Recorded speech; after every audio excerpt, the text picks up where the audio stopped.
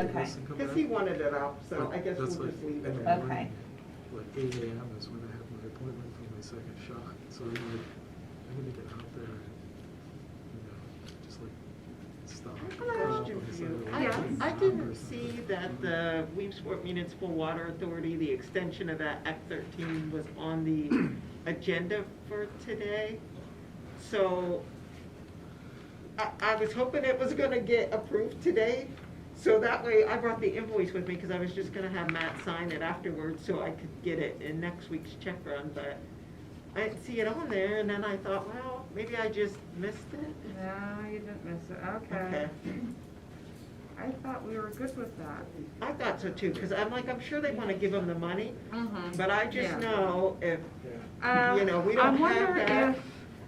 I wonder if, okay, Lori has been in and out sick. So, I wonder if we got that back and we gotta get it signed, so I'll, By the other side and then first. it'll, yes, okay. Yeah, okay, no big deal. I just brought it with me thinking, Yes. oh, I can just have Matt sign it, I'll put it through, but, okay. Okay. I'm like, I hate to hold up their money, but I know if I just put it through, they'll yeah, pull the it won't get- contract and say, oh, well, like this. Yeah, I think I might have to get it signed first. I'll go back today and look, and if that's the case, I'll send it over to them and ask them if they could get it back by tomorrow. Yeah, So Good morning, we got who's on the next week. line? yeah, okay. Solicitor I Smith just- here, good morning. I didn't know if they, like they needed the money right away, I'm sure they do, so, Well, it would be helpful, I'm sure. yeah. And so Eileen, Cindy Newcomer is here also. Thank you. I have to, we're gonna be restarting the Brownfield project again. The revolving Yes. loan fund. So Okay. as soon as That's Jenny's been a done while. with, yes, as soon as Jenny's done with the monthly project at the end of March, then we're gonna start setting up meetings with you guys about that. Okay.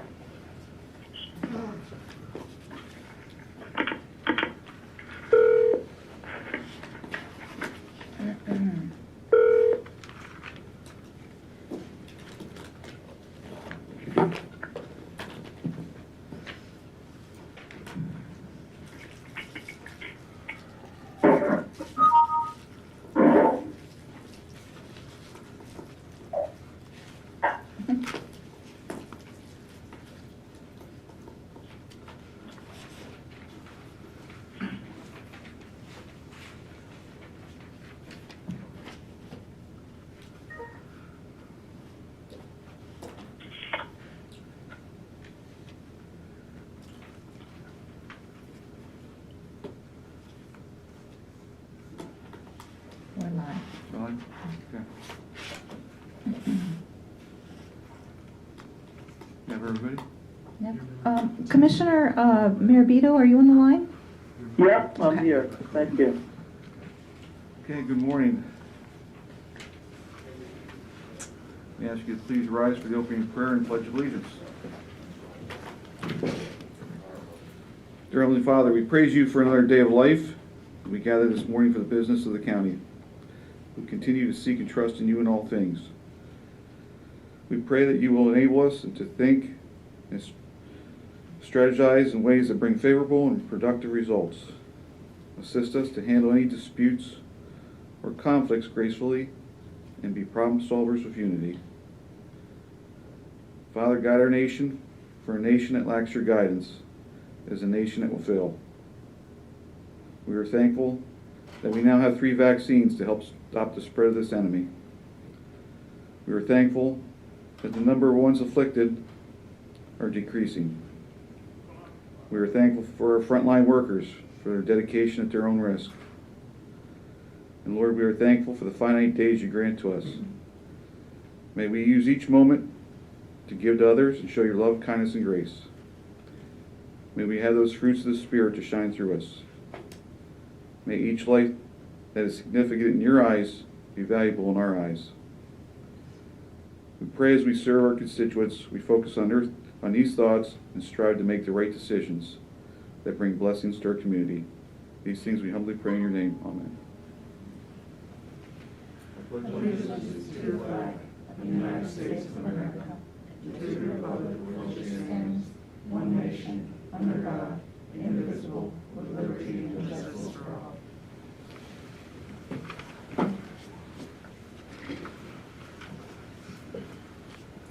Good morning. We'll convene the Commissioners' Public Meeting at this time and ask for approval of the minutes of the previous meeting. I'll move to approve. I'll second. All in favor, say aye. Aye. We'll have public comment on agenda items only at this time. Okay, hearing none. We'll move on to bid openings. Nikki Gottschall, are you on the line? I am here. Okay, we have bid openings with Nikki. Okay. Yes, we had 3 bids today. The first one is for the flood mitigation and demolition. We received 3 bids. The first one's from Steinbacher Enterprises. That is $81,044. The second one is MEI Demo and Excavation. That's $100,000 even. And the last one is from Smith Excavating and Construction. Their bid was $317,793. Hey, Nikki, this is Maya. There should be a 10% bid bond with those as well. All 3 of them have their bid bonds there. All right, thank you. You're welcome. The next bid is for 2 communication towers. We received 2 bids for that project. The first one is Daily Tower Service. Their bid was $298,918. And then the second bid was from Sabre Communications Corporation. That was $370,206.66. And the last bid is for 5 prefabricated shelters. We received 5 bids for this project. They're multi-line bids with multiple options. So depending on what option you go with is what the bid price will be. But we received bids from Thermobond Buildings, Fiberbond Corporation, VFP Incorporation, United Concrete Products, and Keystone Communications.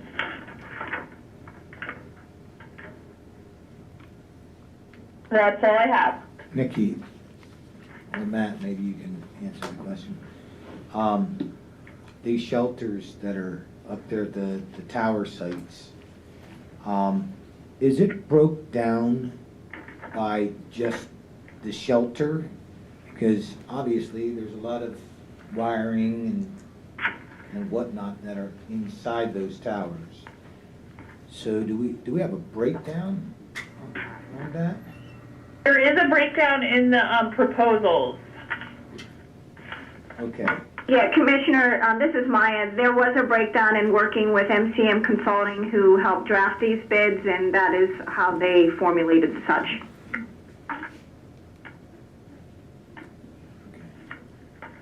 Well, then the commissioners need to see these bids. Yeah, and there's 5 copies plus an original. So I don't know who, Maya, are you going to be picking those up and then distributing them? Yes, I will. And Commissioners, to reassure your concern, Commissioners were going to be provided a copy as well as with Beth Baylor and her team out at DPS and Hutch, and then of course MCM Consulting. Okay, thank you.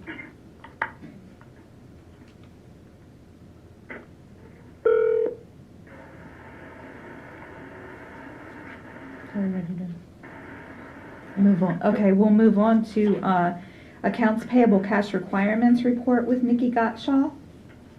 Yes, Commissioners. The cash requirement report this week is $1.8 million. You'll see that the hospitality grant for the COVID funds is in there at $1.2 million. Did you have any questions? I didn't this week. I have none. I have none. Hearing no comments, I have a motion to accept the accounts payable cash requirement. I'll move to approve. I'll second, sorry. All in favor, say aye. Aye. Aye. Aye, so carried. Thank you. Thank you. 4.0 personnel actions with Roxanne Greco. Morning, Roxanne. Good morning, Commissioners. Can you state your name and the department you're with? Roxanne Greco, Human Resources. Great, thank you. In the information, thank you. In Information Services, Mark M. Julio, full-time replacement, Deputy Director of Information Services, pay grade 12, $65,000 annually, effective March 15th, 2021. In Veterans Affairs, W. Michael McMunn, full-time replacement promotion as Director of Veterans Affairs, pay grade 9, $45,428.13 annually, effective March 7th, 2021.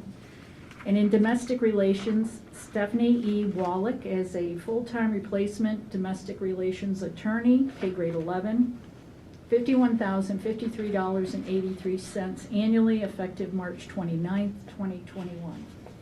Okay, and these are all replacement positions. The one being in Veterans Affairs was to replace the director who retired. We want to thank Ron Paus for his many years of service with the county and for his outstanding job. Yeah, and we're excited that Mike is going to be taking over. He'll do as good a job, I'm sure, as the others, Ron and George, and we're very blessed to have him here with us. He's a very active community member who's been helping veterans for decades. So that's great news. And obviously we welcome the other 2 new employees too. Great, thank you. I have a motion to accept the personnel actions. I'll move to I'll approve. move to, I'll second. All in favor, say aye. Aye. Aye. Aye, so carried. Thank you, you. Roxanne. 5.0 are the informational items. 5.1 with Maya Toon and Scott Williams to acknowledge the county will be requesting proposals. Maya? Yep, good morning, Commissioners.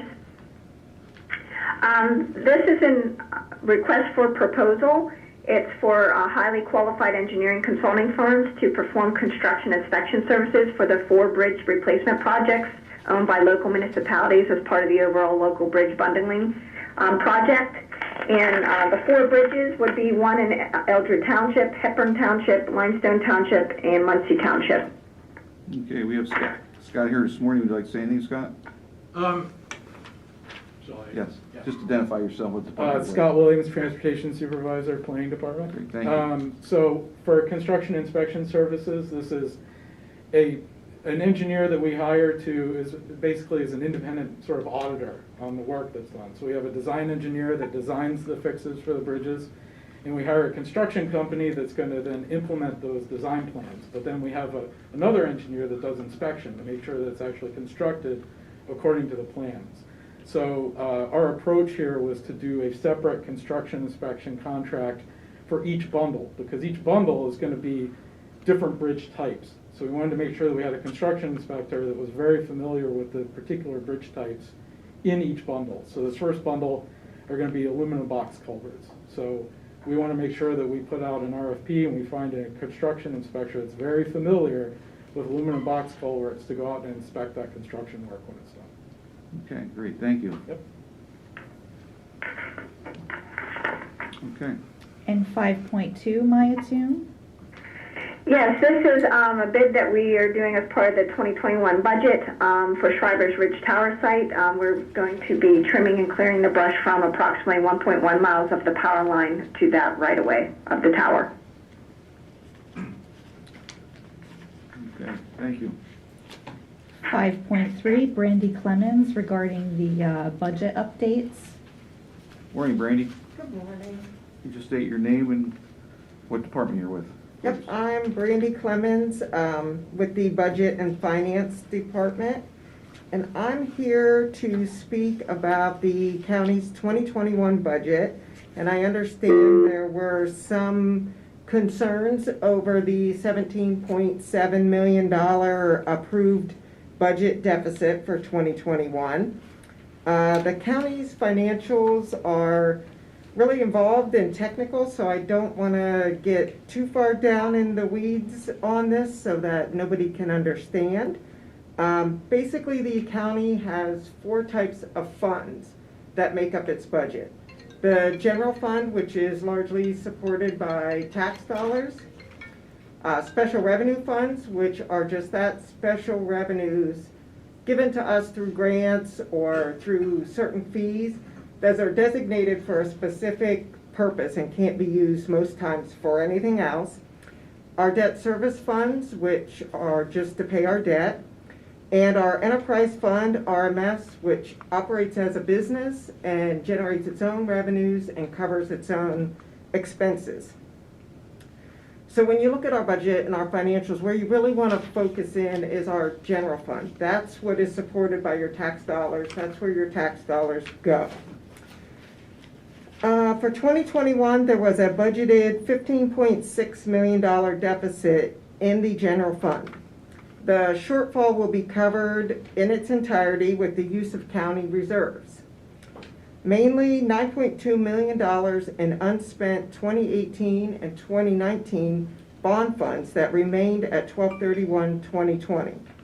The other $6.4 million, if spent, will be covered by the county's healthy unassigned fund balance. And I believe there was some question as to whether or not the county's 2019 annual financial report was on our website.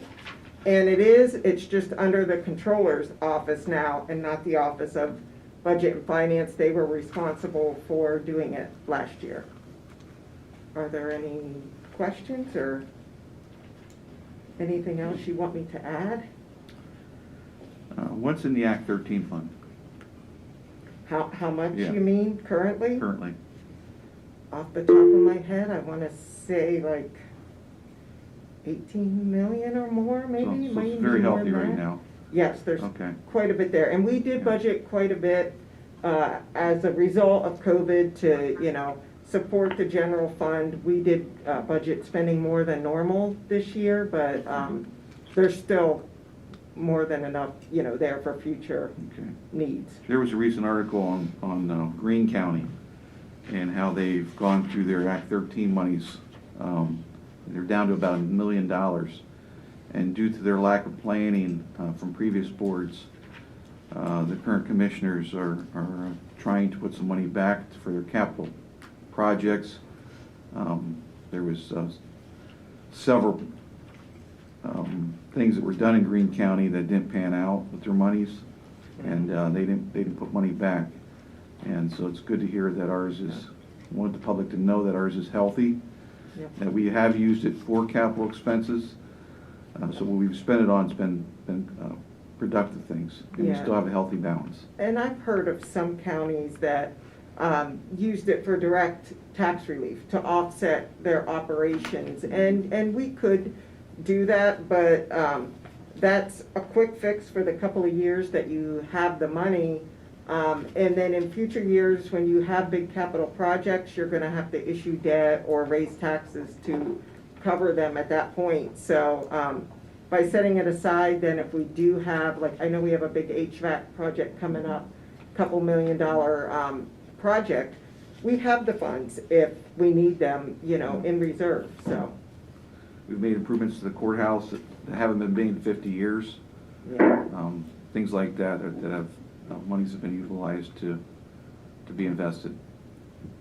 Commissioner Maravito, for some reason your phone line cut out when she mentioned the amount in the Act 13, so I suspect some of the people listening on phone may not have heard. What was the amount? I said like 18 million. It may be more than that. I really Right. didn't look It's before about I 18 came down. million, yeah. And then the other question, you cited the $15.6 million deficit would be made up with two places, the county unassigned fund balance, 6.4, and what was the other source? That cut out also on the phone. When Not- people hang up who give reports, the phone tends to cut out. That's fine. When It yeah. was $9.2 million in prior bond funds. So 2018 and 2019, we issued bonds, and the projects they were issued for are still underway and haven't been completed Right. yet. So Right. it's intended that we spend that down this year, so hopefully all those projects get completed as budgeted. Right. And the Right, so if you look at it from the public's perspective, the 9.2 is money really that it doesn't, I mean, it's there as a deficit, and it is a real deficit, but it's money we just haven't spent because we didn't get the project finished. The one that's very important, I think, for the public to understand, and this is why I've been really pushing to keep the number of employees down, is because for every employee, it's about $60,000. It's $1.2 million for every group of 20. And I think we're now down to about, actually, is Roxanne Greco still there? No, she's left. Okay, we had gone from 552 employees down to 530. But those 22 positions that we didn't fund gave us the ability to not have to raise taxes last time, because when you look at that unassigned fund balance that Brandy referred to, that we're supposed to keep at about 2 months worth of expenses, Brandy, right? Yeah. Which is, right. What's our? And if we had had another 22 employees that we were carrying, we would have been below the unassigned 2 months, which is about what? 12 to 16? 10 million, yeah. It's roughly 10 10 million, million. 10 million, Yeah. Commissioner, and she says our fund balance right now is about 18 million. Right. We would have been below that when we were voting on the budget. I was acutely aware of that. So I guess what I'm trying to suggest is, and all three of us are on the same page on this, we have to do everything we can to try to keep the number of our full-time people down and get people to be able to work more efficiently. Now, sometimes you can't help but hire people, like with the coroner. Someone hasn't had a new position in 10 years. Because last night a constituent was asking me about this, and you know, if you haven't had a new position in 10 years, certainly the demographics of the county have changed. And I dare say that the coroner could tell us that more people are passing away now. And I don't even mean with COVID, even without COVID. More people are passing away now because the population's grown older. And we also have other problems with it, you know, the opioid and else. So anyway, that's good information to have, Brandy. Yeah, and our fund balance at the end of 2019 that wasn't assigned for any purpose was roughly 25 million. So, you know, if we spend down 6 of that, that still leaves us at 18, million. And I'm not sure where 2020 is going to leave us without digging in. We don't have all our year-end entries and all of our financials completed yet, but from what I've seen, it looks like it was a good year. We didn't have a lot of loss of revenue due to COVID, so I think we're in excellent shape moving forward. That's good news. You know, and maybe it's worth noting for the public that the fiscal office title has changed, the budget and finance, and as Brandy mentioned, certain functions that had previously been performed in the commissioner's office are being performed in the controller's office. And that's why the CAFR came out of that office and it's on that website. Yeah, and it does make it difficult when you have from like 2010 to 2018 in one spot, and then you're looking for 2019, you just assume it's going to be there. So maybe we need to just put a link over so anybody that's looking for it can easily find it. Yep. And we've implemented quarterly reports now, which will be even more of a restraint in identifying if anyone's over their budget or under their budget, and how to work with those departments as we move forward throughout the year instead of waiting until the end of the year. Yeah. Okay. Commissioner, you have anything? Yeah, I sit on the Finance, Pension, and Intergovernmental Field Affairs Board for NACO, National Associations of Counties. And our last meeting last month, I asked one of the secretaries, what about bond ratings? With everything that's going on in the nation, how can this affect bond ratings for the counties? And coming up, I think on March 18th, they're going to address that because she couldn't answer that question. But I will tell you this, that our state is not in good financial position right now.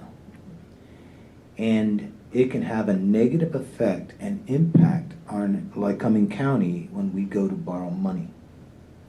and one of our biggest fears is that we go to borrow money, we play by the rules. Listen, I'll be the first one to say that I don't agree with defined benefits. I don't agree with this, and I don't agree with that. But regardless, we make our contributions. And we bite the bullet is what we do because we're responsible, because we're fiscally responsible. And the state's not. So, this could have a huge impact on the budgets that are being proposed by the state, and the bailouts that the federal government just passed for the counties and states, okay? They're not even putting a Band-Aid on the problem. They're not trying to fix it. They're just printing more money. We're in trouble. We better start to realize that. And consequently, Lycoming County will be in trouble when it needs to borrow money. And it's not from our own making. So projects that come before us, we have to take a good second look at these projects and say, yes, is it needed? Is it necessary? And if it's not really necessary, then it's not time to spend the money. So. Okay, thank you, Brandy. Thanks. Brandy, Yeah. just one question. This is Matt McDermott, Director of Administration. Would it be accurate to say that, when we show a deficit in our budget because of the way the process works, while it shows as a deficit, those projects wouldn't have been approved to move forward if there weren't fund balance, reserve revenues, funds to account for Act 13, or even bond proceeds from previous years. So in a way, the deficit is kind of artificially identified because in the budget process, we're not able to show those other revenues or funds for that current year. Exactly. So we would never approve a project if we didn't have a way to pay for it. Either we're going to raise taxes, we're going to take out another bond. There would be something there. We have, reserves that we're using. We have to balance our budget. We're not a business. We can't, take a loss, year over year. So we always make sure that there's, enough fund balance there to cover it and to keep us healthy. We're really fiscally responsible that way. Or the money's coming from Act 13 or a bond or, some other source. So, yeah. I'll comment on that. There's a philosophy in Lycoming County that you don't raise taxes every year. Okay, and it goes back for decades.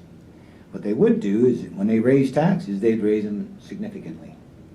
And that built up the reserves so that the county could do projects that they foresaw coming and fund them over a period of time.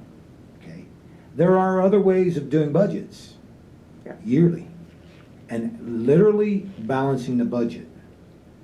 And I've discussed this in budget hearings, where I believe that's probably the best way of going, even though it may increase your taxes every year. Or it may not, but it would absolutely, stop frivolous spending. It would keep your belt tightened every year. And maybe we should look at that again. Now, we're financially in decent shape, okay, but that can run out tomorrow. Yeah, we don't have huge reserves, but we have enough to carry us, for a little while, depending on what we budget. And I think when you go back to our first tax increase in my term, 2014, well, it was for 2015, we would have had a 2.25 mil increase if we would have done it the old way, to build up those large reserves. But we didn't, we did a 1 mil, and it built up enough reserves to carry us over a couple more years.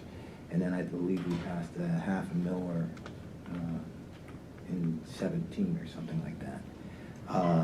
But there again, we tightened that time frame. You know, let me see. We've had 2 tax increases since 2004, and we stayed under 2% growth overall. So we're trying to do the best we can and still provide adequate services to our constituents, and especially our, you know, first responders and police. Okay, thank you. Thank you. Thank you, Brandy, for the update. 5.4, Scott Williams to comment on the bridge bundling project and the number of bridges. Scott Williams, Transportation Supervisor, Planning Department. Good morning, Commissioners. Good morning, Scott. Thank you for making some time this morning for me to come down and talk to you about bridge bundling. Mm-hmm. As you recall, last week we provided an update on our program. Sal Vitco provided that update. During the public comment period, we had a question at the end of the meeting that was actually very astute. It was a very good question about the number of bridges that are included in this program. Now, frequently, you know, recently, as we've come down to update you on the project, and, you know, we're getting close to actually doing real construction and, you know, replacing some bridges, you know, we're repeatedly talking about our 17 bridges that are in the county bridge bundling program, right? 17 bridges. We're not going to do it in 4 bundles. The question, though, was it always 17 bridges? And it was not. That's why it was a very good question. We've been developing this program for years. I mean, I think we first started really developing this in 2015, 2016 was when we really first started working on it. So this really grew out of our small bridge inspection program at the time. We looked at the bridges that were most in need of repair and where they were located, locally owned bridges. So we had 19 municipalities at that time that had bridges that were in very poor condition that qualified for this program. So we approached those municipalities, and they were all interested in participating. So going back, you know, 4 or 5 years, we had 19 bridges in this program. So, and the cost of the program was going to be $9 million to fix those 19 bridges. So when we looked at how we're going to pay for this, you know, with, you know, $9 million to fix 19 bridges owned by municipalities, the method we came up with was to take out a PIB loan, a Pennsylvania Infrastructure Bank loan, for that amount, and then repay that through the $5 fee for local use. So at the time, the $5 fee for local use, that was a brand new thing. And there was a lot of very justified skepticism about how that program was going to work. If PennDOT's collecting this fee on behalf of counties, you know, are we really going to get all that money back? And how's that going to work? But PennDOT really wanted counties to adopt that $5 fee. So they had an incentive for early adopting counties. So if a county adopted that $5 fee ordinance and allowed PennDOT to collect it, if you were in early, you got match money. You know, it was federal dollars that were allowed to be used on bridge projects. So because the commissioners approved that ordinance, we became eligible to access that federal money. So when we looked at our list of 19 bridges, our 2 most expensive bridges were going to cost about $1 million each. So out of a $9 million project, $2 million of it was going to be tied up in just 2 bridges. Now, as you're aware, when you start talking about federal money, that adds some strings to how you can conduct a project, and, you know, makes it more complex. But there are also restrictions on the types of bridges that are allowed to participate. So federal money can only pay for a bridge that's over 20 feet. Now, a lot of our local bridges are smaller than that. Now, our 2 most expensive bridges that were in the bridge bundling program were both 20 feet or over. So they were both eligible. So we bid on that, and we became eligible for that money. So now those 2 most expensive bridges out of the 19 are now PennDOT managed projects. They're funded through our TIP, and we're using that additional federal money to pay for them. So really, when we're talking about a bridge bundling program, there's the still county managed portion of the program, the 17 bridges, where we're managing all that construction. all those contracts. So that's what we're going to come and talk to you about in your meetings. But really, it's 17 plus 2, because those other 2 bridges are very much still, you know, those projects were made possible by this program, and by, you know, enacting that $5 fee, you know, we were able to access that additional money, which is no longer available. You know, county right now could, you know, do a $5 fee and they're not going to be able to access that additional money. But by acting promptly on that, we were able to access that money. So really, we've got a 17 plus 2 project. So just wanted to offer that clarification on that. Thank you, Scott. This is a perfect example of how to leverage money. And when you do that, you can get more projects done with it. Absolutely. Yep. Yeah, and now, you know, because our managed portion of this is only $7 million, that makes it a lot more manageable for us, and it means that, you know, we can start having discussions about maybe doing a second bundle at some point. We'll have a faster turnaround if we want to expand the program or keep it going. So. Okay, great. Thanks for the update. Absolutely. Yeah. Thank you very much. Okay, we'll recess Commissioners' public meeting at this time, and we'll adjourn for a public hearing for the Lycoming County zoning ordinance and subdivision and land development ordinance text amendments. Good morning, Tiffany. Good morning, Commissioners. Tiffany Krajewski, Development Services Supervisor for the Lycoming County Planning Department. So I'm presenting amendments to the Lycoming County Subdivision Land Development Ordinance and the Lycoming County Zoning Ordinance. So 2 ordinances that we're amending in one package here. These amendments were developed in coordination with the Lycoming County Planning Commission, the Planning Commission's Development Committee, and the amendments were presented to our municipal partners on November 17, 2020, at our 2020 Lycoming County Land Use Partners Forum, where municipal partners were given a chance to provide feedback on the proposed amendments. The Lycoming County Planning Commission has reviewed the amendments at their January 21st, 2021 meeting and recommended approval of the amendments by the Lycoming County Commissioners. The amendments are intended to provide clarity to several parts of the Subdivision Land Development Ordinance and Zoning Ordinance. They're also intended to provide for new uses, which were not previously addressed in the ordinance. The amendments were developed to be consistent with the purpose statements of the applicable zoning districts. In the Subdivision Land Development Ordinance, we're including a new exclusion to the land development definition, which will allow the local zoning ordinance to exempt certain uses from the land development requirements. That is from the requirement to go through a land development approval, which is applicable to 2 of the amendments that we're working on.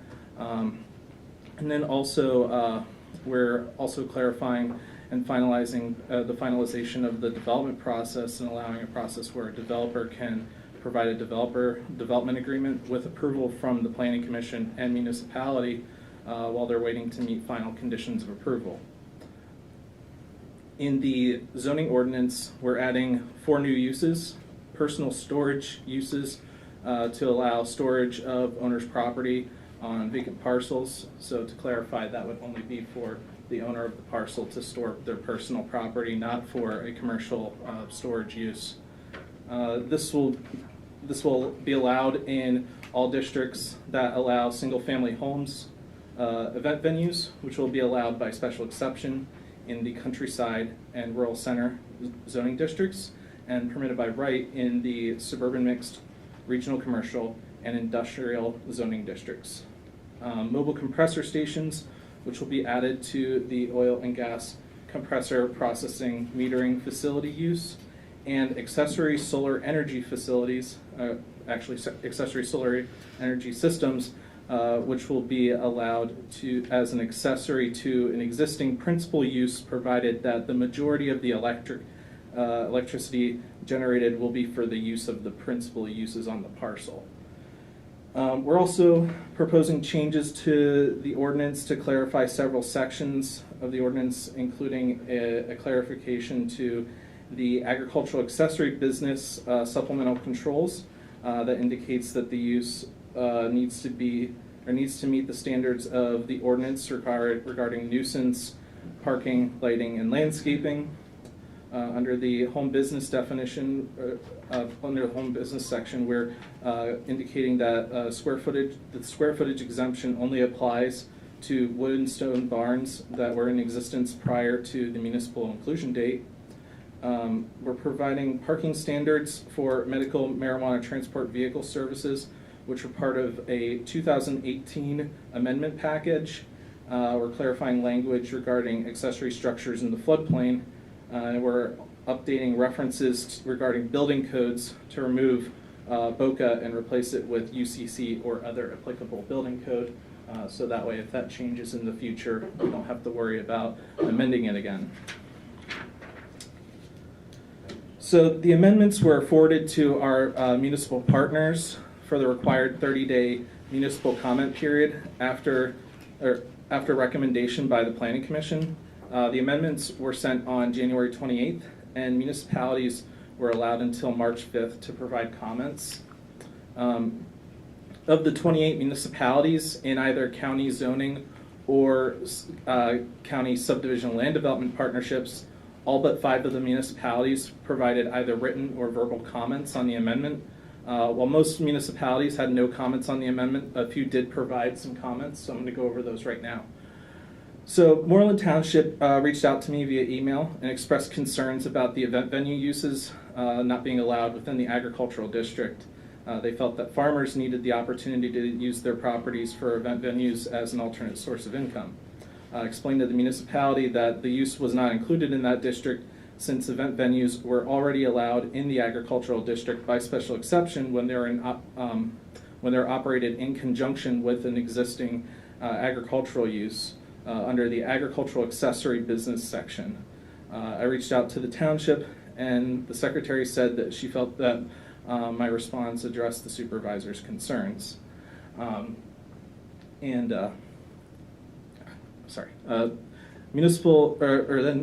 Muncie Township reached out to me via email and expressed concerns regarding the hours of operation for event venues. They suggested increasing hours of operation until 11 p.m. or midnight with an option to request an extension of hours of operation with approval by the zoning administrator and municipality.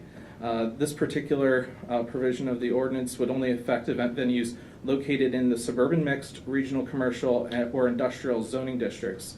There are only 3 municipalities in the partnership that contain those districts: Muncie Township, Piatt Township, and Porter Township. So I reached out to Piatt and Porter Townships and spoke with their supervisors about the suggestion. Both Piatt and Porter Townships felt that 11 p.m. would be appropriate, but indicated that they would not be comfortable with extending hours of operation beyond that time. These zoning districts either contain or border residential areas, which may lead to conflict between the uses, especially later in the evening. Furthermore, I explained that I had concerns related to alcohol consumption as the event went later into the evening, which could create a safety issue. I reached back out to Muncie Township with feedback from the other 2 municipalities, and they agreed that 11 p.m. would be acceptable. We're suggesting to the Lycoming County Commissioners that we revise section 3240W.2.c of the amendment package to allow event venue uses to operate until 11 p.m. instead of 10 p.m. Does the board have any questions regarding the amendment? Yeah, I received a phone call from the township supervisor this morning regarding this. Mm-hmm. And I know you present this to the townships. Mm-hmm. Some get back to you, some don't. Mm-hmm. And that's my biggest concern, Mm-hmm. is that how do I know, township supervisors are even looking at this? Yeah. And then I pass it, Mm-hmm. okay?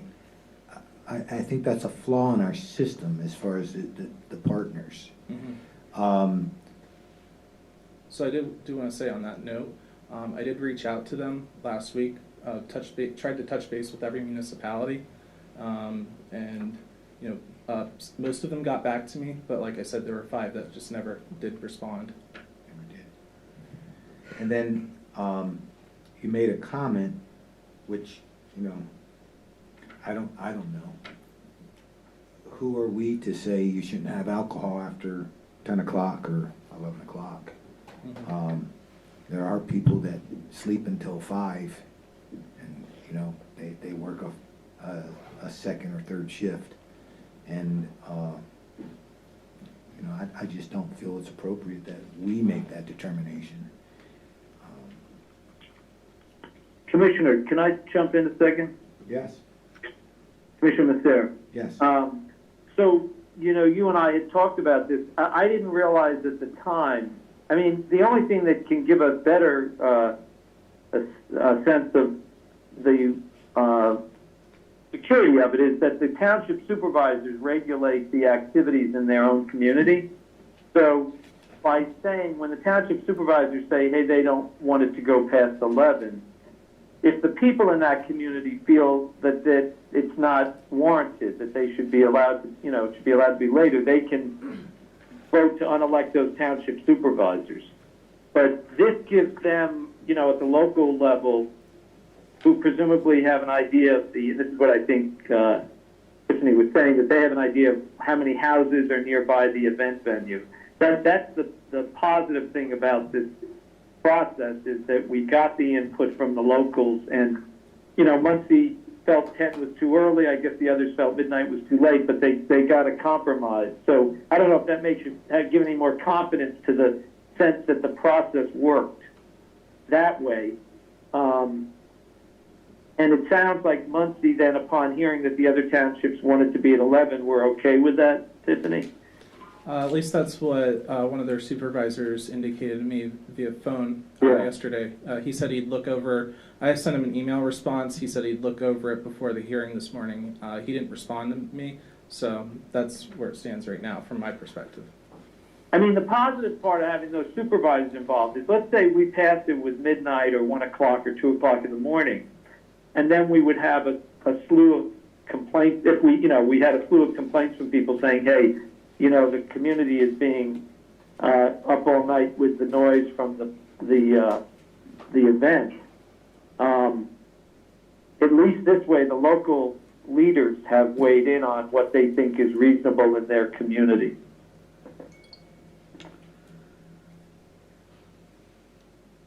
Is this special events, or is this an event, for instance, like a business?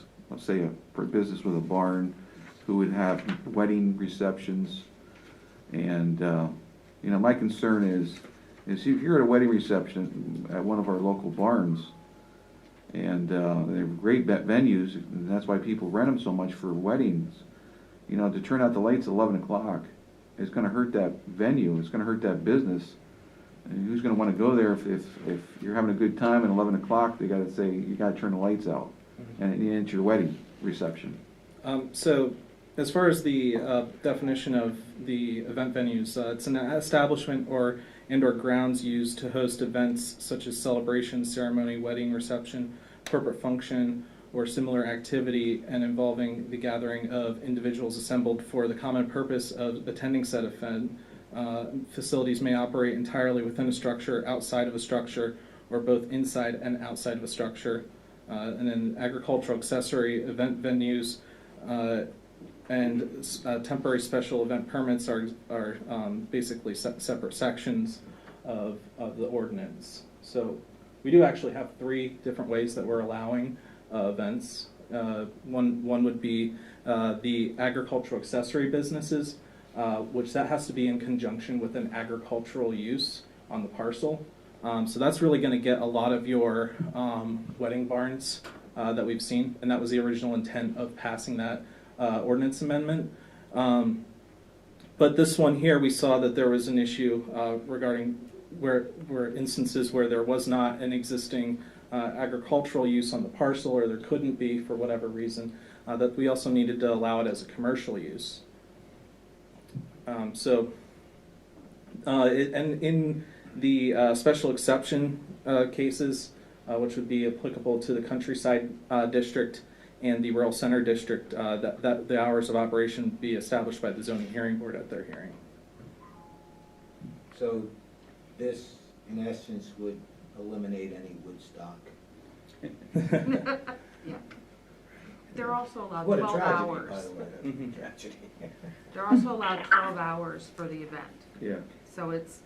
but I just don't wanna see a business get hurt Mhm. because they couldn't have a little bit longer in the evening. I mean, I've been in some receptions that are ready to go home at 8. There's other receptions that wanna go to midnight. And is it gonna hurt that business? In G. So Tiffany, this is covered under section 3240W event venue, right? Yep. Definition, and if you go supplemental controls, it's under section C. Correct.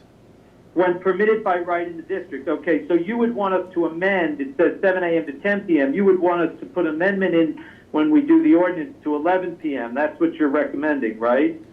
Based on the municipal comments. Yeah. Now, it says the hours of operation will be determined by the zoning hearing board in the special exception cases. So is it possible that if someone filed for different hours of operation, if they said, listen, I've got people coming from out of town or for this wedding, or that they could go past that hour? They could be granted a special exception to go past it? Variance. They'd have to request a variance in that particular situation. That's what I mean. They'd have to request a variance and then they, before the zoning hearing board, and they could in case get it past 11. So do special exceptions cost you more money? It's probably about the same cost as a variance, not much difference. Well, but it does. Oh, yeah, They're- yeah, they're absolutely. Anything. Yeah. Yeah. And that is what we should try to eliminate, special exceptions or variances to keep the cost down. That's how I look at it. And commissioners, this is the solicitor. Variances are much more difficult to obtain than special exceptions. Special exceptions sound like they're pretty extraordinary, but actually they're more in line with the conditional use, which is more readily granted. A variance has very strict criteria, relatively speaking. And this is Shannon Rossman, the Director of the Planning Department. One thing, this is actually, what we're doing here today is amending the ordinance to allow use that's not currently allowed in certain districts. And to give a couple examples, if we have certain businesses who maybe they're a brewery entity, or where they already have an existing business and a license for alcohol or other types of things, this will give them the opportunity to also allow events. And there's nothing saying that once the event is done, they can't continue on to the restaurant portion or the other portion of the business or another business in the area. It's just that this is allowing for events to have a 12-hour time frame up to a certain time. The issue that we run into when we have these types of events is it's for a much larger number of people than what's normally there. And so that's why we're thinking about the noise and the things like that. Because in a lot of cases, these areas may be in areas that have, some of the older industrial areas have residences right up against them. So you still have to balance between what's there and what the events are. So we want to allow them, we want to give those businesses additional opportunity for revenue, but we want to make sure we're not infringing on the people that are living in the area too. So I think it's a good mix between the two, and I think we've got businesses that are waiting for this. So I was really pleased that the municipalities kind of got together in the three that were this basically affects and said, we think 11 will work. Yeah, I think the problem is that if we don't pass this today, it's got to go back through the whole process again. And I think what Shannon is saying is that we've got businesses that have events that they'd like to book and plan. But the other thing that I think we can feel good about is that, look, the county zoning ordinance is a group of municipalities that come together, and they've been able to work out a compromise. And that compromise being 11. So it seems to me kind of logical that we should move ahead with what they seem to have agreed among themselves on. Someone may want it to be 12, someone else may want it to be 10, but they've been able to work out something that they all can live with. Okay. Section G. Adequate parking shall be provided for the following provisions. one space for 4 people, expected patrons and maximum capacity, then grass parking may be permitted for parking areas so long as parking areas remain mud and dust free. I mean, why is that in there?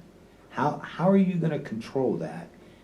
And who enforces? I mean, this is just something that does not make sense to me. If I got rain 1 day, 2 days prior to the event, and a lot of rain, that's gonna be muddy. I mean, we see what happens up at State College when you go to a football game, right? Sometimes it's gonna be dusty and sometimes it's going to be muddy. So why is that even in there? Well, it's just to maintain the landscaping and to maintain the fact that they don't have a stormwater issue in the future. So if for instance, any fair or whatever, you have an issue where people are parking a large number of cars. So that just means they have to come back and fix the area so that they don't end up with a dust bowl 2-3 weeks later. And there's actually ways to do this that are fairly inexpensive, where you can put down a sub base that has some structure to it. So when you park on it, yeah, it might get a little bit muddy, but it doesn't, you don't get ruts and things like that. So this is just to actually allow them additional parking that they don't have to pave and then have to do stormwater for, and then most of these are gonna already have parking available because of the business they currently have, or they'll be able to put in this type of parking so they have overflow parking, and it's not going to require them to do additional stormwater. So in light of the fact that I received a phone call early this morning asking me to table this or to vote no, but understanding that there are some events that are coming up that if we do table this is going to what? It will be allowed in those districts until we can pass it. So. They can't hold the event, right, Shannon? Is that, I'm having trouble hearing you. So, Mr. Solicitor, what do we do here? Because, I'd like to make sure that, especially if it's a couple township supervisors, unfortunately, they waited this long. But I'm not sure when these changes were exactly. We've looked at this for a very long time. Yeah, I'm not saying us be aware of it. I'm just wondering them being aware of it. Well, as Tiffany said, we gave this out in November to all of the partnership municipalities, and she also gave this out the end of January to all the partnership municipalities, and in order to make sure that people actually comment, she's reached out to them to make sure that they're aware that this is happening and to ask for the comments by March 5th. Was the Planning Commission, did they review this? We've reviewed it multiple times. The Development Committee of the Planning Commission reviewed it back in the summertime, and then we reviewed it, I think, at least twice at the Planning Commissions. So they had feedback too. Okay. And you've done an excellent job. Yeah. I mean, One of the things to remember too with the zoning ordinance, because we have some newer things coming up, we will be making additional amendments, and we're starting to work on things like the larger solar projects. We're starting to work on some other things. So if there is something that we have to amend in the future, or something that you want us to look at, we can include that in a future amendment. And Commissioner Massari, that's what I was going to suggest. Number one, I think it's inferable that if the townships involved got notice of this and decided not to comment, they didn't have comments. And two, just because you amend it now doesn't etch that in stone forever. As Shannon pointed out, you could amend it again if and as necessary. Kind of like a double-edged sword here.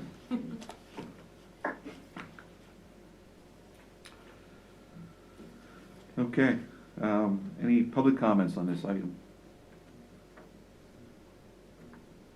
Okay, hearing none, we'll adjourn the hearing. Reconvene the Commissioners' public meeting at this time. Go to action items. Action item 7.1, so Tiffany is going to present the adoption of the ordinance 2021-01. So we're presenting here the amendment to the Lycoming County subdivision land development zoning ordinance. Is there any other questions? I don't have any, you, Commissioner? No, Oh, yeah, and also with the revision of 11 p.m. instead of 10 p.m. Yes. Commissioner Marabito? No, I don't have any. I would make a motion if you're looking for a motion. Okay, do I have a second? yeah, Well, wait, let me make the motion. I would move Yeah. to adopt ordinance number 20-2101 with the recommended change in the section under event venue from 10 p.m. to 11 p.m. Yes, thank you for amending that. So we have that motion on the floor, do we have a second? I'll second this motion, but stipulate, like I told the township supervisor this morning, that if there are concerns that arise, please don't hesitate to call the commissioners. I am concerned that maybe one or two will drop out of this partnership with us, at least from what I heard. So, and I don't think that that's the intent, and especially since it was, approved by our planning commission. It was, a lot of work by our planning department, and, this could be maybe a couple township supervisors that just, don't like it, okay? Or some of the provisions within it, but I think overall,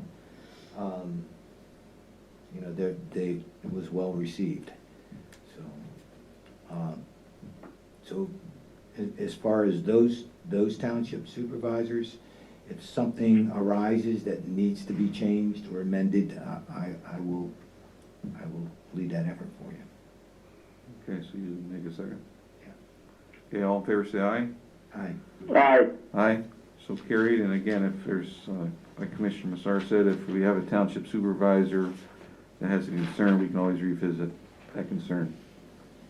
Mr. Chairman, I just want to let Tiffany and the Shannon know that I thought they did a really good job. I mean, I think all three of us thought they did a really good job, and you certainly tried to reach out to everyone, and you got the input. So, if there are others who have input, they'll give it to us. But thank you for the work you did on it.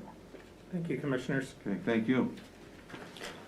Moving on to action 7.2. Actually, Jerry Kennedy's requested to okay. move up, so we're going to jump to 7.15 with Jerry Kennedy to vote on software maintenance agreement. He wants to bump to the front of the line. You know what happens when you do bump in line, Jerry. I'm ready for you. Okay.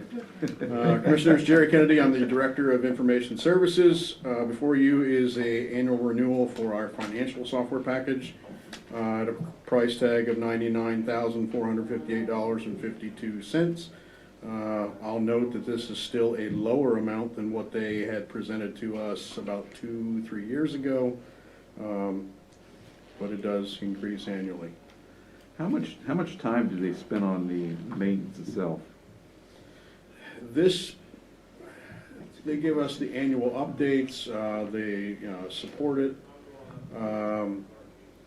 I mean, this is $100,000. What do they do for $100,000? Well, if I can interrupt, this is Brandy Clemens from the Office of Budget and Finance, and it involves if the federal government changes W-2s, 1095s, 1099s, they give us all of those updates to the forms so that, we can just print them seamlessly. So that's something that happens every year because there's always a change every year. So that's one of the things that falls under the update.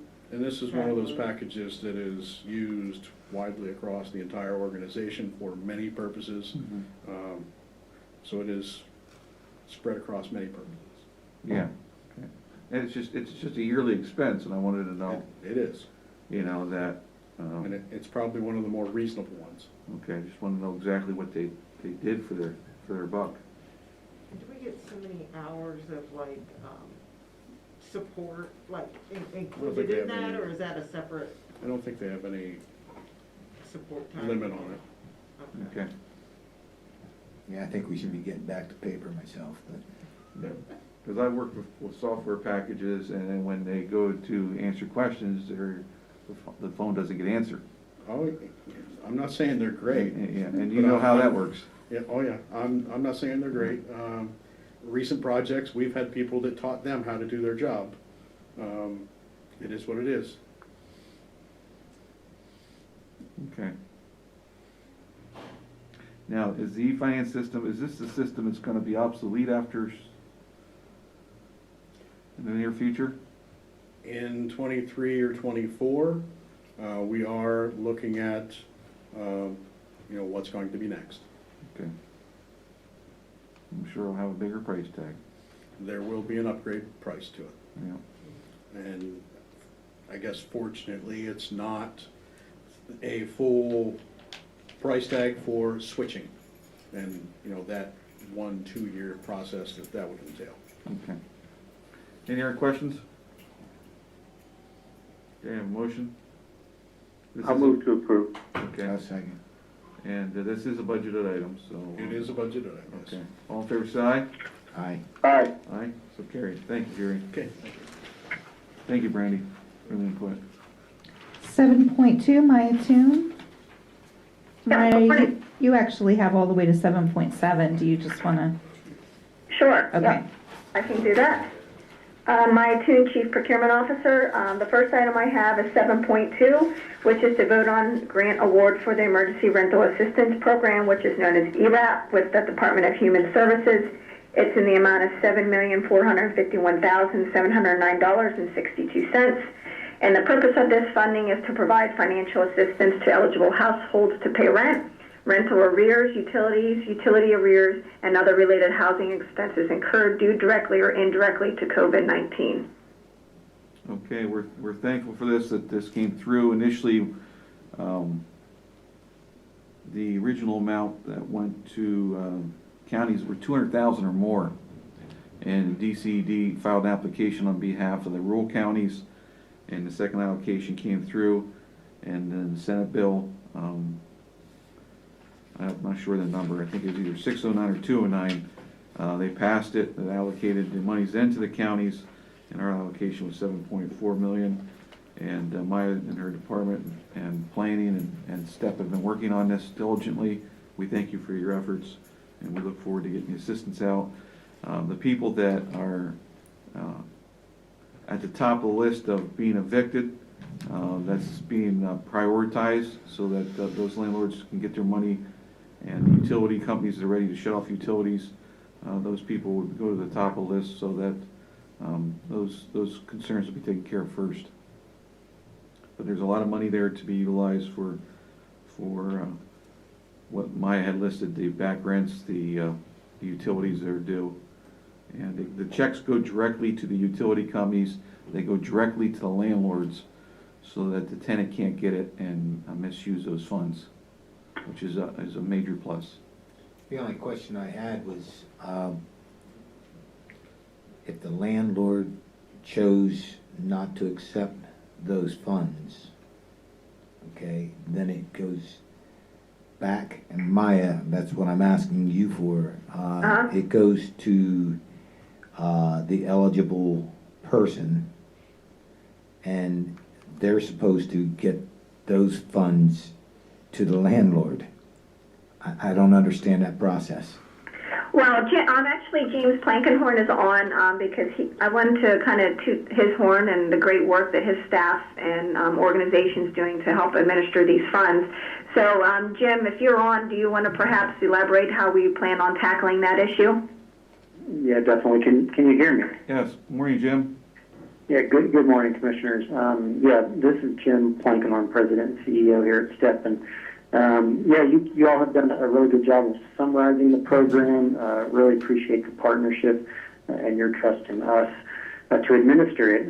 Specific to the question about landlord receiving the payment, that is correct, that it would go to the renter, but This is not dissimilar to the most recent program that we did specific to COVID-19, and we had landlord support and buy-in really from the start with all of the individuals that we worked with. So we don't anticipate that to be a problem. The landlords would certainly know that the renter got paid if they decided, the landlord themselves decided not to receive the payment. So again, we expect that everybody will, landlords will be, part of this process to receive that payment. This is Commissioner Maravito. Using the money, the concern I think maybe that Commissioner Becerra is expressing is that somehow a tenant, if the landlord didn't accept it and the tenant got the money, the tenant might not pay the rent with it, might utilize it for something else. That's fraud. Anyone who gets money under this program has to use it for the purposes that the program lays out, whether it's for the rent or the utilities. So for a tenant to get the money and think that that they're not going to use it for rent, use it for something else, they'd be committing a crime. And obviously, we would be aware that the money had gone to them. There may be instances where maybe they're involved in litigation. If a landlord has already started eviction proceedings and doesn't want to take the money because they're concerned that somehow it's going to jeopardize their ability to get the person out, but they want the person out for some other reason, they may not accept it. I think the cases are very slim indeed, as you expressed, Jim. But the notion that tenants think that they can spend it on something else is really not a correct interpretation. It would be a crime. It's basically a crime. The goal is to make sure people don't become homeless as a result of having lost their jobs due to COVID and so forth. Well, if you think it's going to be unusual for a landlord to turn down that money, then, Jim, I would appreciate any landlord that does, you contact the commissioner's office so we can understand the situation. And then we would lead you into our direction. Yeah, that makes perfect sense, and we can certainly do that. And again, I would agree too that the tenants will know that the landlord has been involved in this process too. So again, we didn't have any issues with that the first time around. We don't expect to, but if we do, then we will certainly make the county aware of that instance. Okay, thank you. I do want to mention too that we've already received 30 applications. We went online with this yesterday, 30 applications yesterday. I'm sure there's been more that have come in today. We also had 156 families on the waiting list who had inquired prior to the implementation of this program. We've made those calls as well, and so definitely hit the ground running. With the program, we expect that we could serve as many as 1,200 households through the program. And just again, for kind of everybody's information on the call, 90% of the funding will go directly towards rent and utility payments. So a significant amount of the money goes towards that. There's a few eligibility requirements, but one thing to key in on is 80% of average median income. So for a single person, that's $36,350. And I also wanted to mention too, again, for your benefit, if you have anybody who inquires about it, if you could direct them to a website that we have set up specifically for the program, that would be awesome. It's www.stepcorp, that's STEPCORP.org /LICO-rent. And we also set up a telephone line directly for this program. It's 570-601-9505. With a couple of pieces of information I definitely wanted to get out. Hopefully we can very well publicize this. And again, from my perspective, we've been providing self-sufficiency services for residents for 55 years, and we really appreciate the partnership with the county, not only for this program, but for transportation and others. It's been a good partnership from my perspective, and just the hard work that's gone into this by our team and of course the county staff. It's been a tremendous effort, so we thank the county so much for that. And Jim, this is Commissioner Marabito again.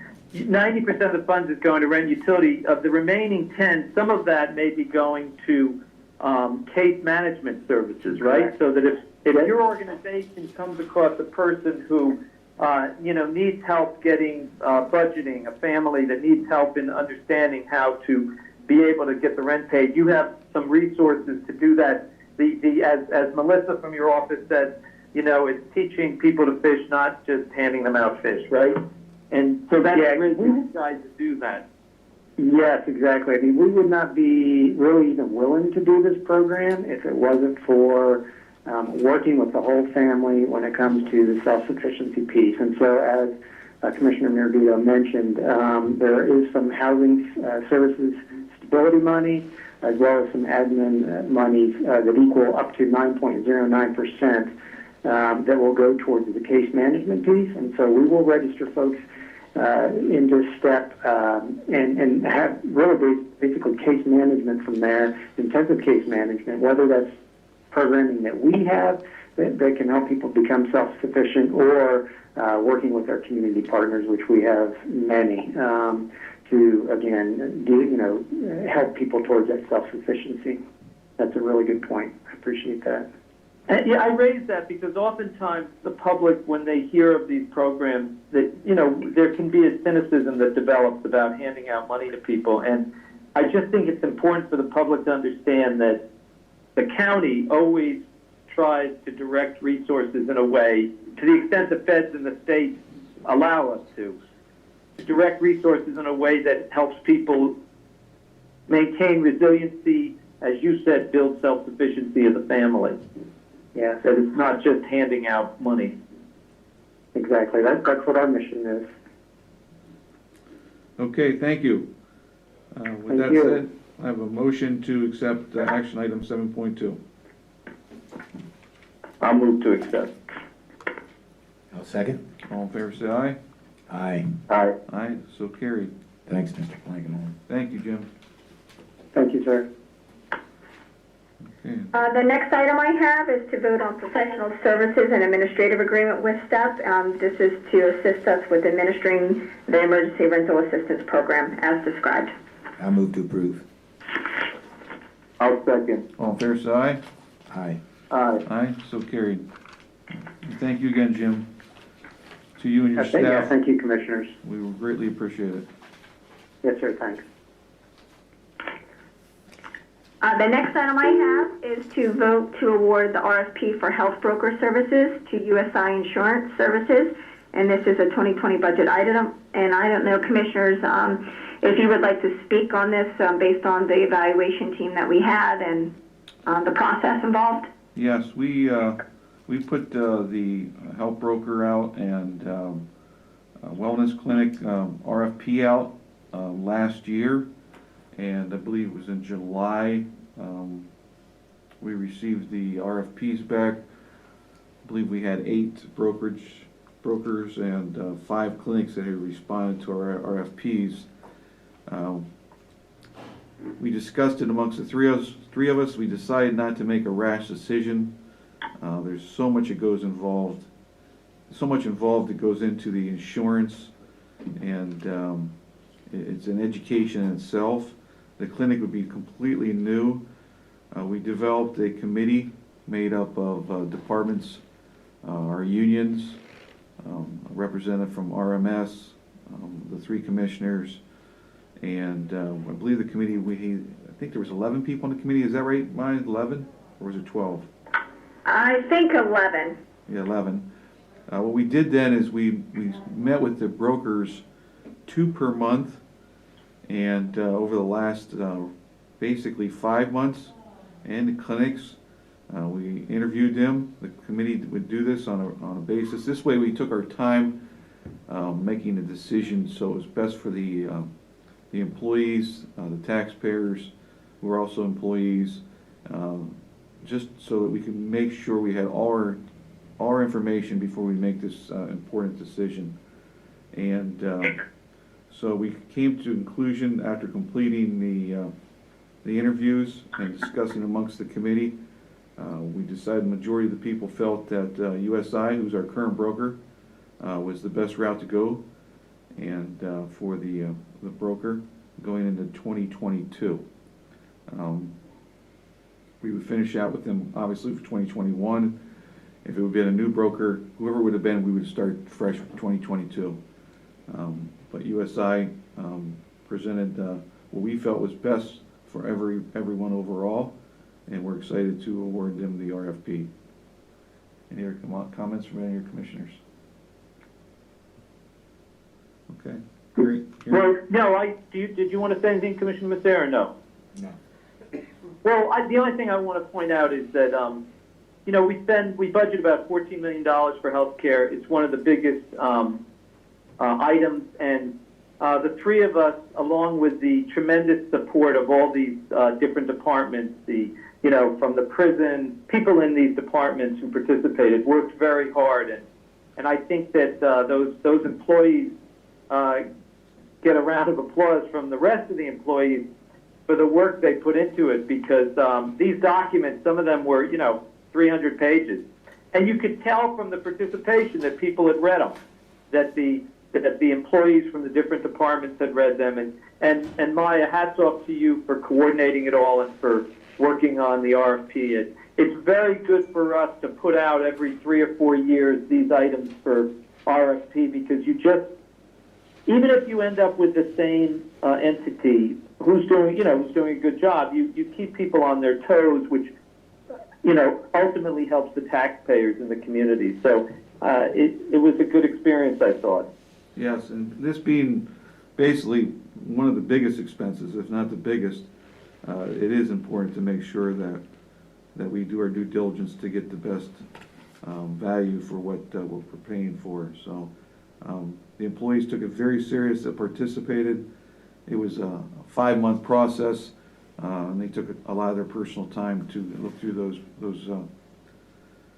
those pamphlets, and some of them were very, very thick. There's no doubt about it. And for the companies that were not awarded the health care for Lycoming County, we certainly appreciate the effort that you put into it. We've learned so much valuable information through your packets, and we encourage you to resubmit in another 3 or 4 years, because this was a good vote, and we had some excellent choices,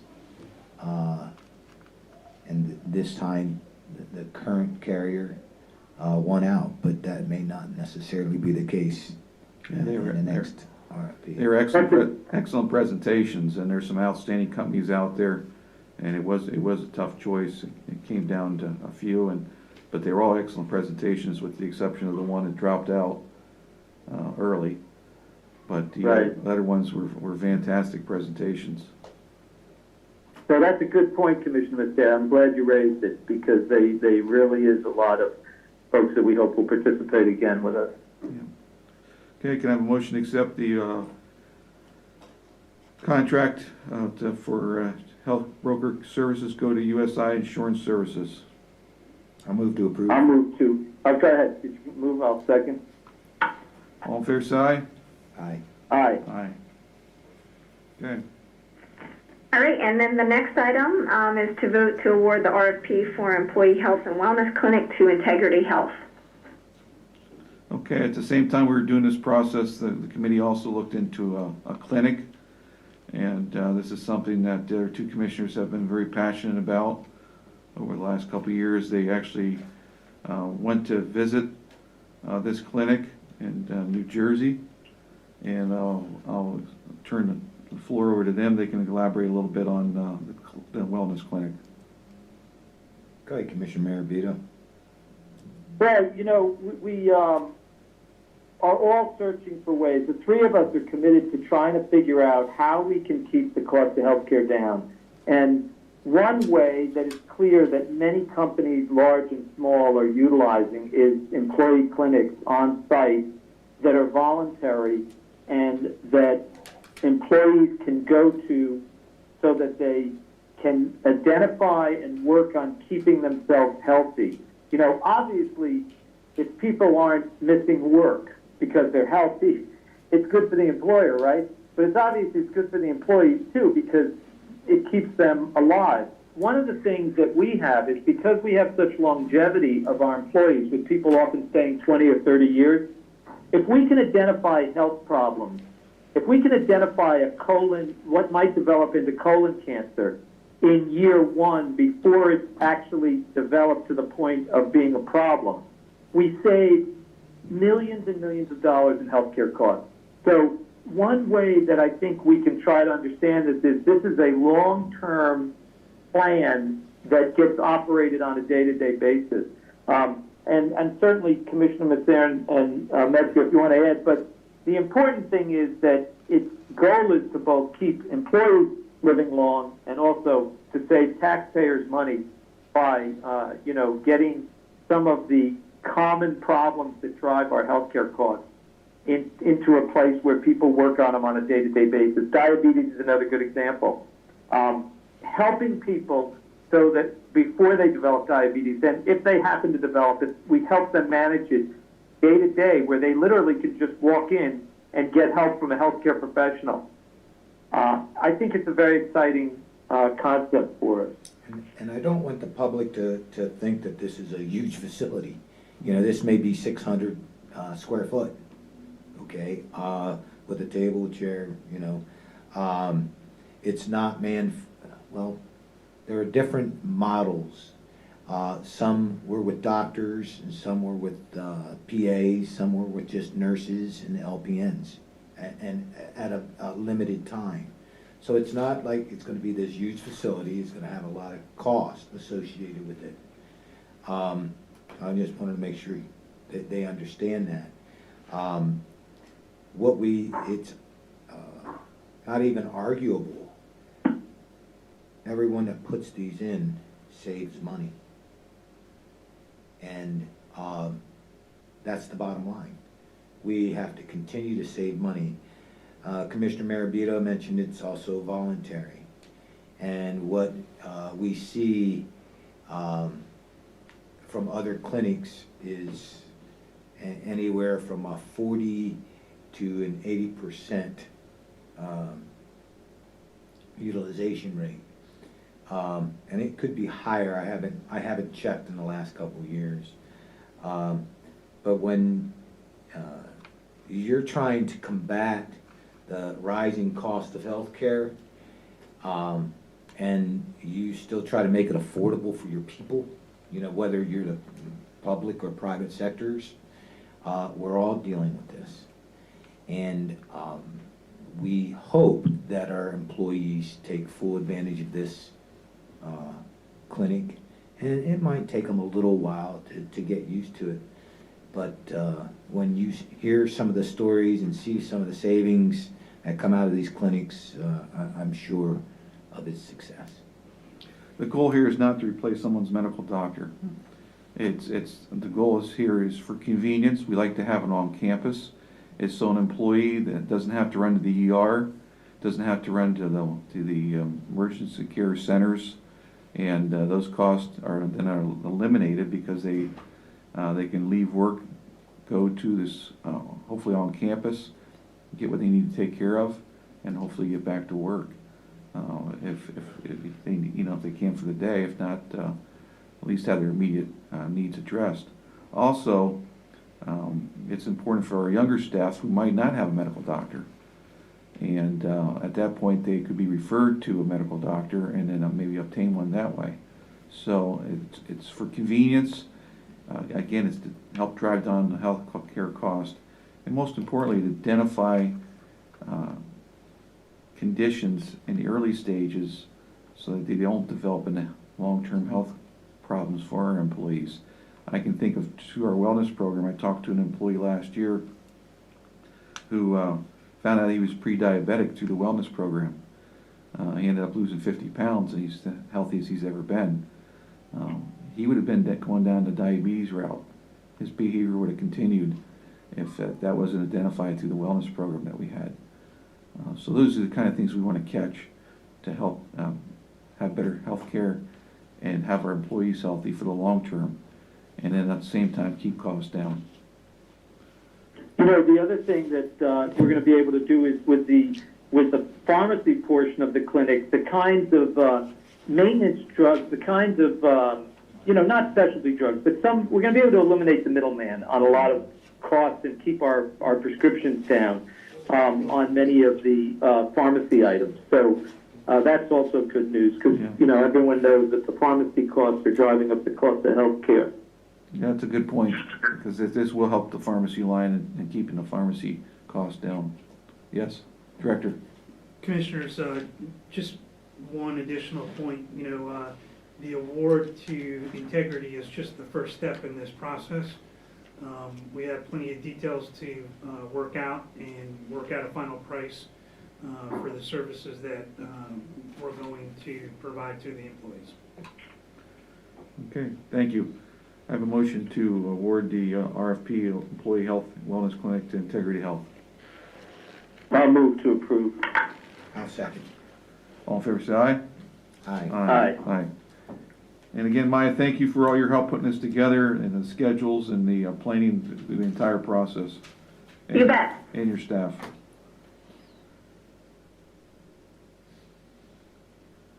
Okay, next. I just want to say 7.6, I mistakenly put that was an informational item that was already covered. Okay. So then we'll move to 7.7 with Maya. Sorry about that, Great. Maya. No worries.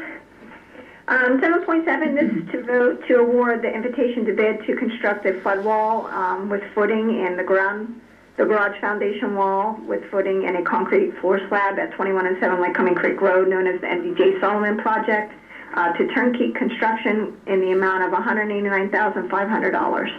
And again, this is a 2021 budgeted item. I'm going to move to table this. I received a phone call. It's funny, today I had 2 township supervisors and 1 city council person call me early in the morning. Unfortunately, the township supervisor is out of town today.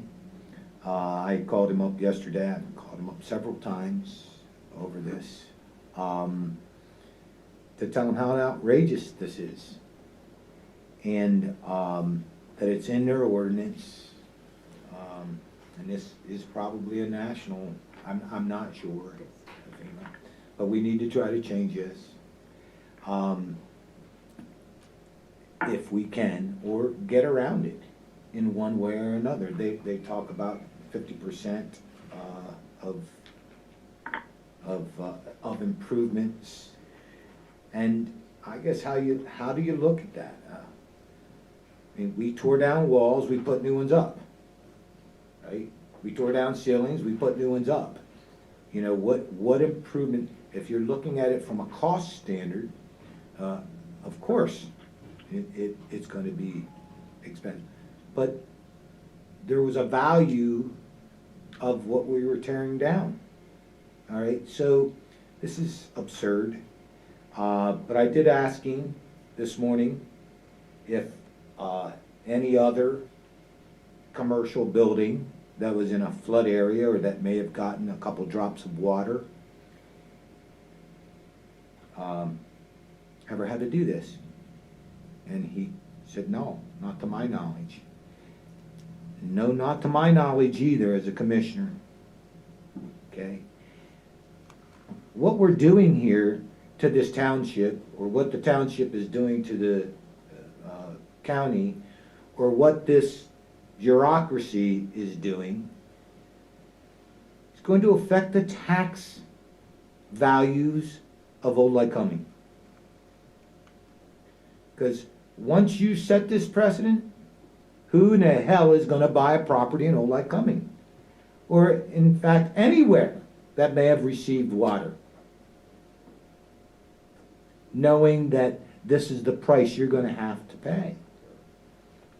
Now, my job is to protect the taxpayers. I don't care what changes we make, I'll still vote no. But if there is a way of getting around this, then we need to legally do it. And if there isn't, then just fight. This is ridiculous. That you have an existing structure has been there for however long, and you have to do this at almost the cost of the property. We need to stand up, and I hope, I called up Commissioner Marabito earlier this morning just to get George's number. I think he's willing to go to a month-to-month, and MDJ Sullivan, trust me, we're not gonna stop, okay? But he would go to a month-to-month if we have to take this into any kind of litigation. He needs a place. And the guys have been doing a tremendous job in fixing it up. And one of the township supervisors want to talk to us tomorrow and show us something else. Not a building, but maybe a solution to this dilemma. So that's why I'm asking to table it. I'm okay to table it for a week. If we can talk to the township supervisor and see if there's a way that they can help us out in the situation. I say table it for a week with not having asked Ken George how this would impact his construction schedule, but as Commissioner Massera mentioned, I did have a conversation with George Hutchinson, who holds the lease on the current property for the magistrate, and agreed to try to work with us. So I'm okay with that. If there's a motion for it. Yeah, I just add to comment that any area that would have this ordinance in place, I can't imagine a commercial developer wanting to go into that area to, would even want to entertain going and taking their business into that area if they have to put this up. And if we're required to do this, the precedent's set, because like township supervisor told the commissioner, he can't recall this happening anywhere else in the township. So once that's done, the precedent's set, and then every other person that comes into that area that wants to make improvements to a commercial building is going to have to follow the same requirements. And that can't be good for business, and it can't be good for the tax base. Shannon? Just to give you some background information, these are all FEMA federal requirements. And the reason why they have it for the commercial businesses and industrial businesses is the reason why they have the flood wall is so that it doesn't inundate the facility. A municipality that has insurance through FEMA for their floodplain areas is required to have an acceptable ordinance, which this ordinance is acceptable. It meets the minimum criteria. To give you an idea, in Bloomsburg, in order to protect their industrial area, just like our levy protects our area, the industrial area in Bloomsburg, in their industrial park, they build basically a similar type of wall, but it protects a few businesses rather than just one, because those businesses were inundated, and in order to prevent repetitive loss. That's why they require, when you go above the 50% cost of the renovations, that you do mitigation factors. Unfortunately, it's not cheap. It's a little bit easier on our residents because you are, like if you have a garage or something, you are allowed to put vents in, but when you come into the industrial commercial side of things, they don't allow that. Sometimes it's cost effective, sometimes it's not. It would be great if there was some alternatives that the township could offer, but I'm not aware of those. I know we were looking into the possibility of the barriers, the flood barriers that you had brought up before. I don't think we got an answer back. Maybe that's what they're thinking of. So, it's unfortunately because of the repetitive loss is why we have the ordinances. And it's not that it's a grandfather issue. It's because so much development occurred where flooding happened. And that's why we have, new development is going to be built with the floorboard, the freeboard raised above the flood levels, and with the vents, and with those mitigating factors.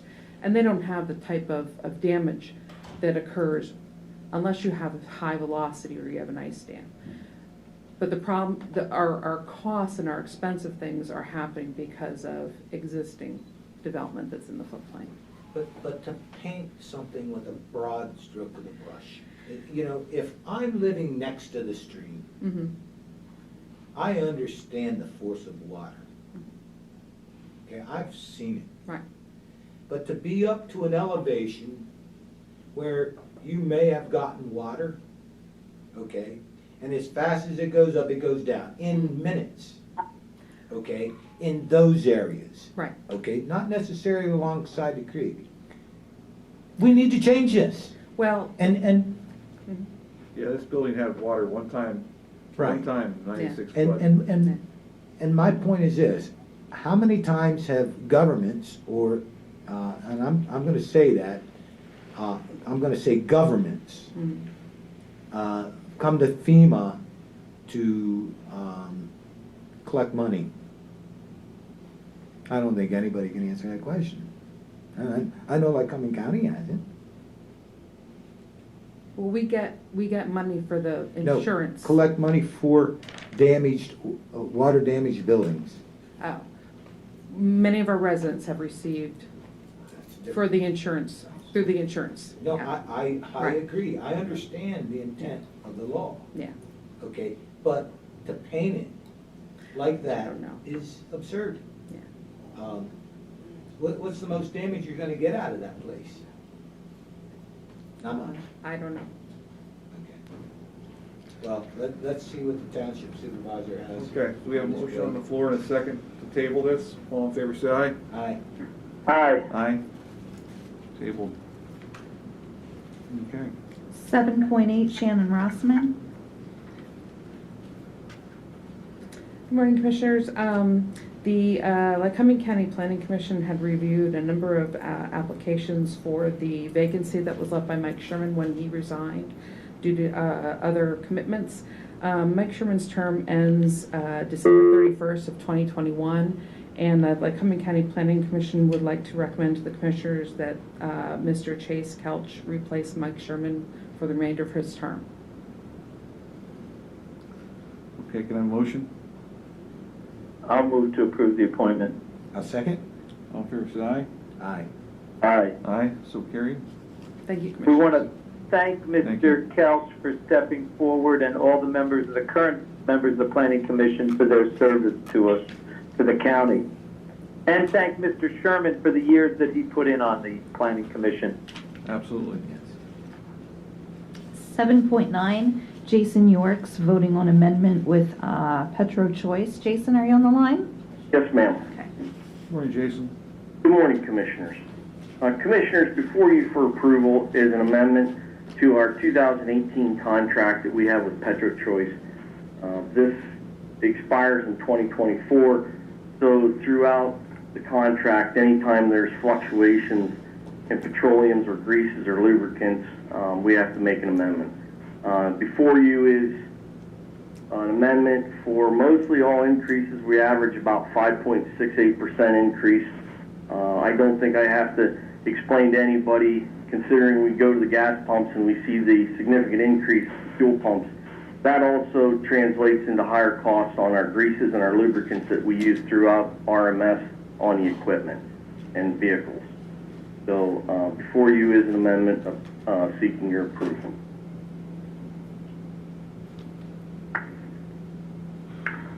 Any comments or questions? Hearing none, can I have a motion to accept? I'll move to approve. Second? All in favor, say aye. Aye. Aye, so Aye. carried. Thank you, Jason. Thank you, Commissioners. Have a nice day. You too. 7.10, Nikki Gottshaw, discussion of the payment of the 2021 actuarial determined employer contribution.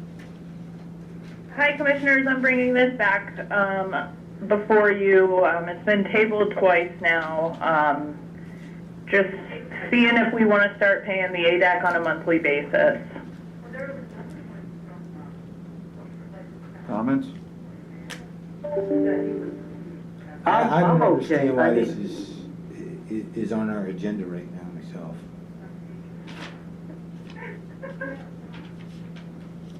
If I understand it, this is simply to make a decision on how we pay it, whether we pay it monthly or whether we pay it in lump sum or quarterly. Is that correct, Mr. Chairman? Yes. It's not how much we pay or whether in a particular year we pay, but it's to establish a mechanism for paying.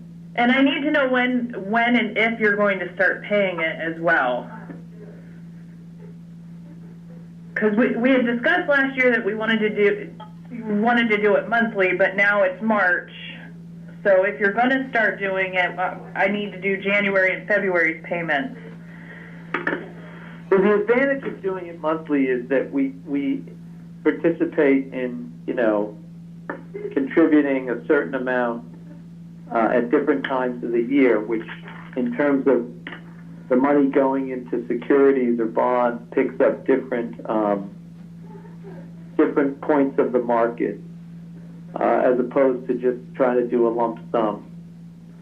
It's a method of investment that is usually identified as one of the most successful for returning and missing highs and lows in the markets, but sort of statistically getting it on a regular basis. I don't think this should have been brought to us until we got Seth's opinion. Okay, we can table it again, and we're having a meeting with him tomorrow afternoon. Makes sense. Okay. And then we'll make a determination after talking to Seth tomorrow when it'll be placed back on the agenda. Yeah, I'm not even sure it has to be tabled because it's just something that it's a discussion, so we can just choose, the solicitor to correct me, I think we can just choose not to deal with it today. Yeah. Yeah, you just don't remove it from the table, commissioners. There's no vote on it, so we'll just remove it from the table.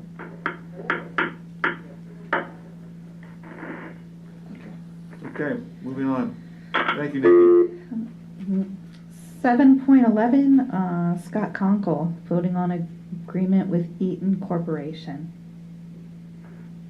Good morning, Commissioners. Morning, Scott.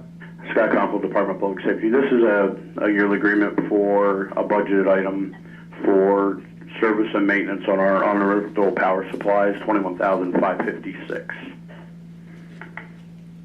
Okay, any comments or questions? It's a budget item? Yes. Okay, I have a motion to accept. I move to approve. I'll second.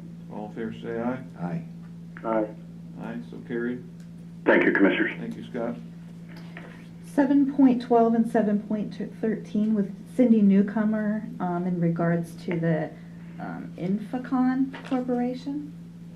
Good morning, Commissioners. This is Cindy Newcomer, Treasurer. Good morning, Cindy. Good morning. Both of these contracts are just renewals with Infocon, who handles our tax billing and some other things. It also does the printing of the bills. This is a budgeted item for 2021, and there was only a slight increase in the support side of it. What's the cost on the print side of it? I couldn't find that. I found it on the service agreement, or the maintenance agreement, I should say, software. It's per item, and if you remember, we passed some of those costs on to the municipalities. True. So like the minimum with the mailing is like $250, and then it's like 0.015 per page. So it depends on how many bills that they supply. Gotcha. Okay, thank you. Mm-hmm. Any other questions or comments? I'd like to comment. Cindy came in as the new treasurer in 2020. Yep. And we had a number of, new elected officials. And they hit the ground running. Cindy, you've done a tremendous job over there. And it's always hard to replace someone, that's been here for 30-some years.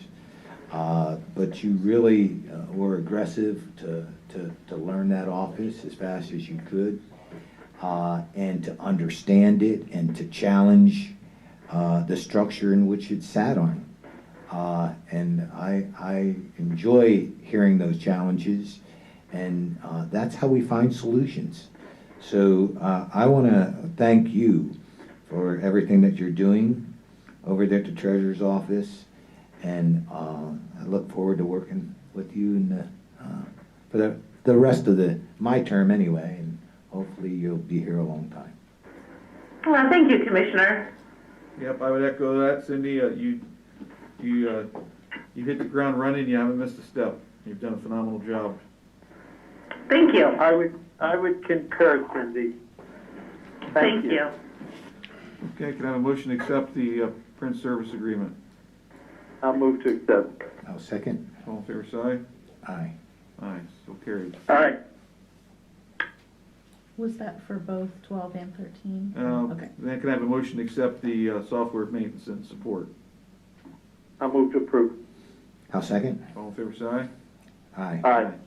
Okay, they both passed. Thank you, Cindy. Okay, Nancy Agley is here for 7.14, agreement with Kid Peace National Centers. Thank you. Good morning, Commissioners. We're asking you to approve a 2021 contract for us with Kids Peace. We contract with all of the services, so we don't have to go back and make amendments, but our main focus was we wanted to get something in place with some foster care services. So we can do some emergency shelters if we need to. There is a facility here in Williamsport where we work with them to place our kids locally, so we're not sending them 2 hours away. That's good news. So that's about all that's what we want to do. Okay. If you could approve that for us. Yep, I have a motion to accept. I'll move to approve. I'll second. All in favor, say aye. Aye. Aye. Aye, so carried. Thank you. Nancy, how long have you been with the county? Oh, I just started 16 years in January. Just 16 years. And Nancy's our great negotiator. She's often been able to negotiate contracts down and has saved a lot of money for the county, so we appreciate your Try. your Thank work. you. Yep. Thank you. Thank you. You have a good day. You too. Commissioner comments? I have none. None? No. Commissioner Maravito, you have any? No. Well, just, I only have a couple, and that's the House Bill 1 and the voting and what this country is being transformed into. I mean, Lycoming County that's our job, voting. And read the bill, start to understand what's happening when you're same-day registration. Are you kidding me? Our borders are not protected. We will not know we won't know who's voting. It's a travesty, to say the least. And at $3.09 a gallon, how do we like our policies now? Yep, and in response to that same bill, you have inmates receiving stimulus checks, such as the Boston bomber and Dylan Roof, who shot up a church in South Carolina. They'll be getting stimulus checks and $1,400 apiece. Something's backwards. You know, the only thing we should keep in mind, right, is because we're always judging history after it's gone past us. If you go back to 1920, they instituted requirements that you have a certain level of education or that you be able to read certain documents to be able to vote. And at the time, people said, well, how we can't allow people to vote who may not be able to read this document or may not be able to do that. And literacy requirements, and yet people knew who they wanted to vote for. And at the time, people were very worried, they accepted it. So all I'm suggesting is that the goal to try to be able to have more people vote is always, is a way to increase participation in democracy. And honestly, it's when people can't participate that the system loses legitimacy. So to the extent that people don't participate, if people participate, they can undo the leadership that they have. And to the extent Commissioners, that when they don't foreign participate- countries can participate in your voting, something's definitely wrong. What's that? When sorry, foreign go ahead. countries can participate in your voting, in your elections, something's definitely wrong. When they can vote and there's no way of knowing who's voting, that it is absurd. I don't know what's happening in this country. The stimulus package of $1.9 trillion, 8% went to COVID. 8%. 8%. The rest of that package is going to earmarks. It's going to bail out states that can't handle their own finances. It's going to a deluxe railway system in California. It's going to pet projects, and earmarks are back. And unfortunately, it's not going to the people that truly need help. You get your $1,400 check, you'll receive that if you're eligible, but you're also going to be paying $5,700 back. Every American in this country will pay $5,700 back to pay that $1.9 trillion back. That's not good economics. With that said, we have public comment. I don't often comment on projects that commissioners have, but I've been part of the MDJ Solomon build-out as part of the security team. But I got to tell you, I worked there and lived there for 32 years. I was part of every flood event that occurred there in 32 years. I was there in 1996 when the water came up, and we met it at the Bottle Run Bridge, where the water went back into Bottle Run, fortunately, and was able to get to Lycoming Creek. I don't understand, and you hit the nail on the head, Commissioner Becerra, I don't understand how we paint a broad brush and everything gets the same assessment. It makes no sense at all. I get the fact that the houses along Lycoming Creek had to be bought out and had to go. These properties over there where Mr. McDermott lives, and that whole area of Swilley Avenue was minimally affected.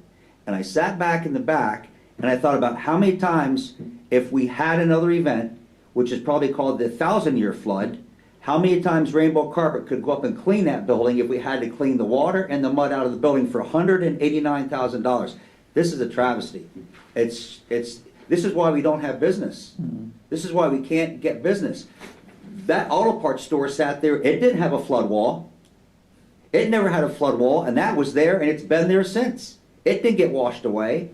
I applaud the commissioners for not supporting this. This is perfect example of how federal government mandates local government, and the dilemma I believe the township has is they buy into the flood insurance program and then they get penalized, or the county gets penalized for not having it. But to need that wall at $189,000 is absolutely absurd. Thank you.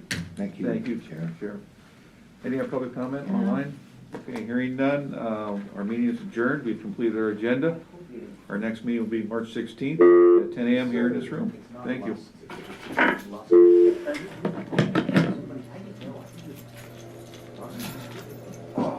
Good meeting.